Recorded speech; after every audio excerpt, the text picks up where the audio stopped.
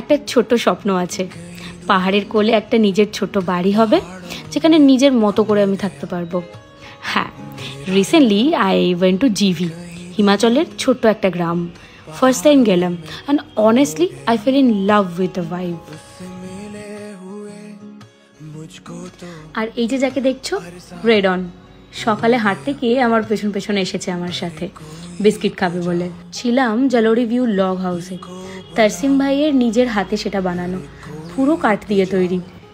সকালের চা হোক বা জলখাবার বা লাঞ্চ, তারসিম ভাই আর ওনার ওয়াইফ আমার জন্য সেটা খুব ভালোবাসা দিয়ে বানিয়ে দিত।